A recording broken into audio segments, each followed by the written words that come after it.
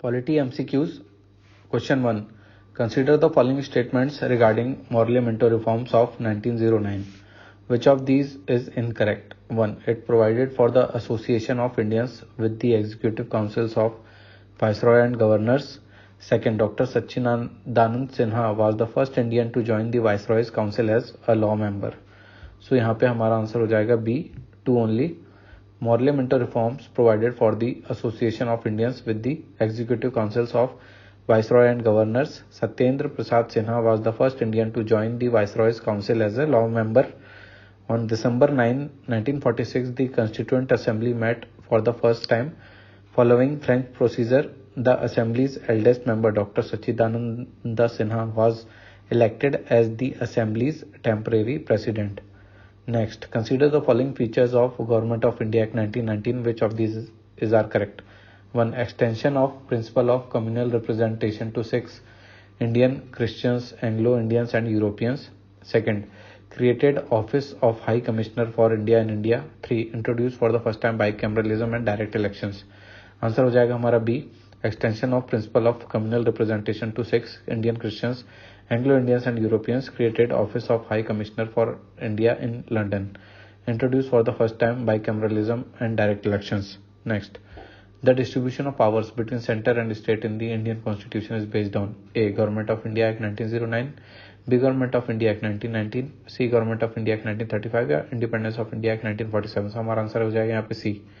The distribution of powers between center and state in the Indian Constitution is based on the Government of India Act 1935. Which of the following is matched incorrectly?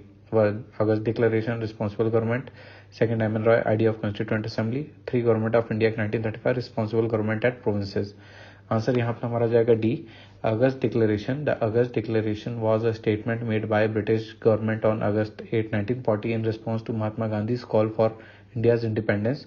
The declaration promised to establish a representative body to draft a new constitution for India after the end of World War II. M. N. Roy, born on 21st March 1887, was an Indian revolutionary and a founder of the Communist Party of India. He was also a prolific writer, philosopher and political activist. He played a significant role in the Indian independence movement and was a vocal advocate for socialist ideals. He gave idea of Constituent Assembly. The Government of India Act 1935 was an important piece of legislation that laid the foundation for the constitutional framework of India. The act established a federal system of government and introduced provincial autonomy. It also created separate electorates for Muslims, Sikhs and other minorities, which later became a source of tension between different communities. The act was eventually replaced by the Indian Constitution in 1950, which provided for a democratic and secular republic. Next, consider the following statements. Which of these are correct? 1. Elephant was adopted as the seal and the symbol of Constituent Assembly. 2. B. N. Rao was appointed as the chief draftsman of the Constituent Assembly.